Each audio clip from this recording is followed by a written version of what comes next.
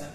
Next year last వచ్చేసి equi distance. ఏంటంటే equi distance. అయితే ఈ ఈక్వి డిస్టెన్స్ ఏమైపోతుందంటే సపోజ్ ఏబి అనేది మనం ఒక డిస్టెన్స్ తీసుకుంటున్నాం. ఏంటి ఏబి అనేది ఒక పాయింట్, అంటే ఏ నుంచి బి ఒక పాయింట్ డిస్టెన్స్ తీసుకుంటాం. అయితే దీంట్లో ఏమైపోయింది అంటే పి దగ్గర ఏపీ పి అనే పాయింట్ ఏం చేస్తుందంటే ఏపీ ఎంత డిస్టెన్స్ ఉందో పీబీ కూడా సేమ్ డిస్టెన్స్ ఉంటుంది. అంటే ఇక్కడ ఒక 5 ఉందనుకో ఇక్కడ కూడా ఏముంటది 5. సో ఇట్లా ఉంటే కనుక దాన్ని మనం ఏమంటాం అంటే equi distance of A point. ఇది కూడా వెరీ వెరీ ఇంపార్టెంట్. అప్పుడు మనం తీసుకోవాల్సిన కండిషన్ ఎలా ఉంటుంది అంటే AP is equals to BP. ఏం తీసుకోవాలి?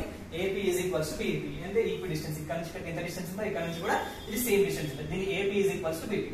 సో నెక్స్ట్ ఇక్కడ ఏపీ అంటే ఏంటి? Distance between the points, 2 points. అది ఫార్ములా ఏంటి? x2 - x1 whole square plus y2 - y1 whole square. అయితే ఇక్కడ గుర్తుపెట్టుకోండి, డిస్టెన్స్ లో అడిగే టాపిక్స్ ఏమైనా ఉన్నాయంటే దీనిపైనే అడుగుతారు. ఒకటి direct distance between 2 points formula, collinear formula, next proofing on square, rectangle, rhombus దానికి సంబంధించినవి, అండ్ ఈక్వి డిస్టెన్స్ ఫార్ములా. ఇవి మనం గుర్తుపెట్టుకోవాల్సిన డిస్టెన్స్ లో మెయిన్ టాపిక్స్. మనకి ఏమైపోయింది? డిస్టెన్స్ బిట్వీన్ 2 పాయింట్స్ అయిపోయింది, కొలినియర్ పాయింట్స్ అయిపోయింది.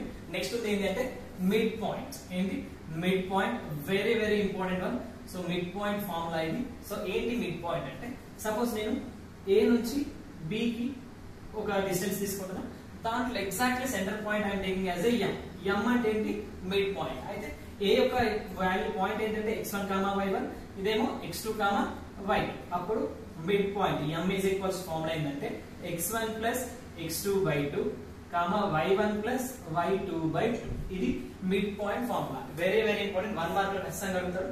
x1, y1 any point, x2, y2 any point, దానికి యొక్క మిడ్ పాయింట్ ఏమంటారు?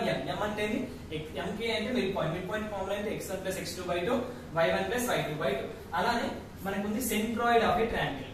ఏంటి? Centroid of a triangle. Centroid of a triangle ఎలా తీసుకుంటాం అంటే సపోజ్ ఇది ఒక ట్రయాంగిల్ అనుకుంటే ఇది ఏ బి సి, ఇది x1 y1, ఇది x2, ఇది y2, ఇది x3 y3 పాయింట్. అంటే 3 కోఆర్డినేట్ పాయింట్స్ ఏం తీసుకున్నాం? x1 y1, x2 y2, x3 y3. And ఈ పాయింట్ ఉంది కదా, దీన్ని ఏమంటామంటే సెంట్రాయిడ్ అంటాం. దీన్ని ఏ పాయింట్ అంటాం? సెంట్రాయిడ్ సి కి ఫార్ములా ఏంటి? x1 plus x2/2 x1 plus x2 plus x3/3.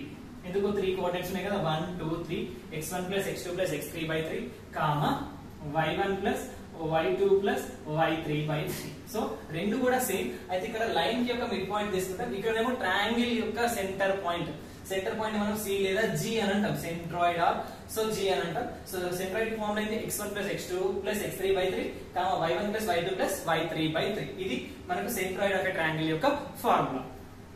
Next one వచ్చేసి సెక్షన్ ఫార్ములా.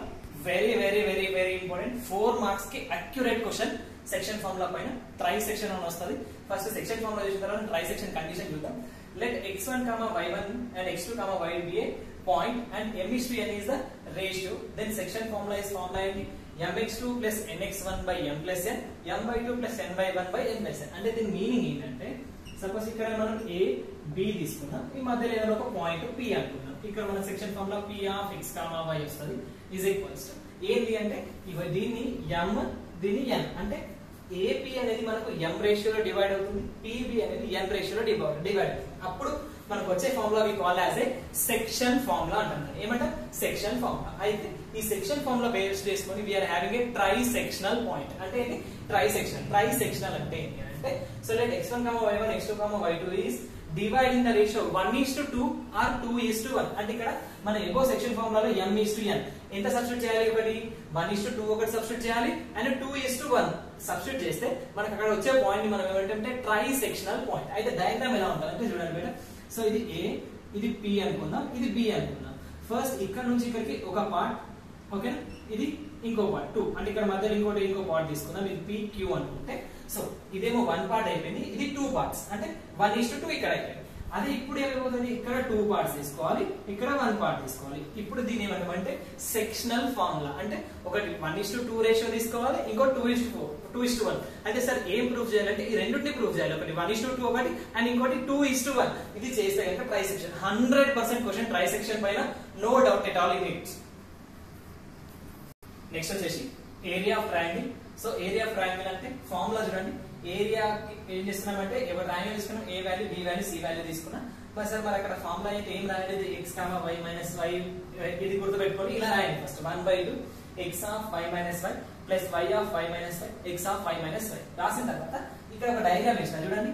సో ఏంటి 1 2 3 మైనస్ మైనస్ మైనస్ అనుకోండి. ఇప్పుడు ఇక్కడ 1 తీసుకున్నా అనుకోండి, ఈ 1 అయిపోతే నెక్స్ట్ ఏముంది 2 3, ఇక్కడ 2 3, నెక్స్ట్ కమింగ్ ఇక్కడ 2 తీసుకుంటున్నా, 2 తీసుకుంటే ఇక్కడ ఏముంది 3 1 3 1, నెక్స్ట్ ఇక్కడ 3 తీసుకుంటే ఏమొస్తుంది, ఇక్కడ 3 తీసుకున్నా, ఇక్కడ ఏమొస్తుంది 1 2. ఇలా ఫార్ములాని గుర్తుపెట్టుకుంటే సరిపోతుంది. ఇది ఏరియా ఆఫ్ ట్రయాంగిల్ ఫార్ములా. ఏం చేయాలి first x of y minus y, x of y minus y, x of y minus y మధ్యలో ప్లస్ పెట్టుకోండి. తర్వాత 1 తీసుకుంటే 2 మైనస్ 3, 2 తీసుకుంటే 3 మైనస్ 1, 3 తీసుకుంటే 1 మైనస్ 2. ఇది తీసుకుంటే ఏరియా ఆఫ్ ట్రయాంగిల్ ఫార్ములా అవుతుంది. అయితే సో ఈ ఏరియా ఆఫ్ ట్రయాంగిల్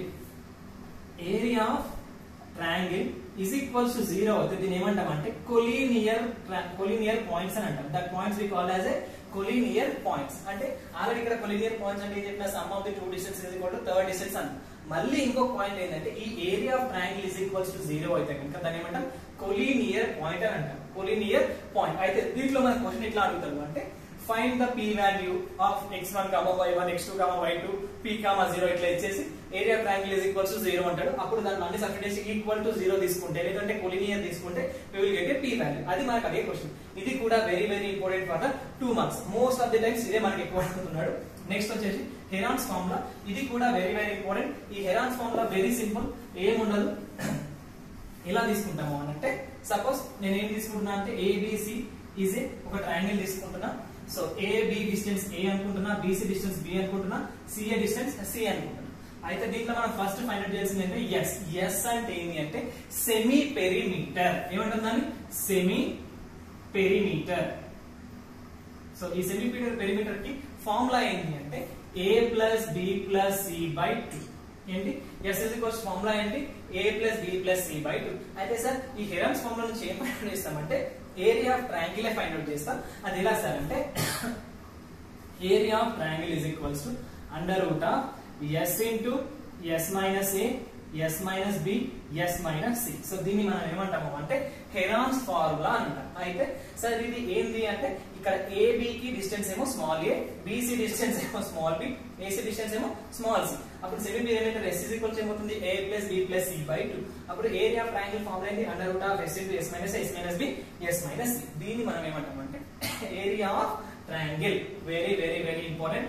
అండ్ ఇది area of triangle find out చేయడానికి 2 మెథడ్స్. ఇంతకు ముందు ఒకటి, ఇంకోటి ఏంటి హెరాన్స్ ఫార్ములా. దీన్ని ఏమంటాం మనము Heron's formula. Very very very important for the 4 marks question Heron's formula.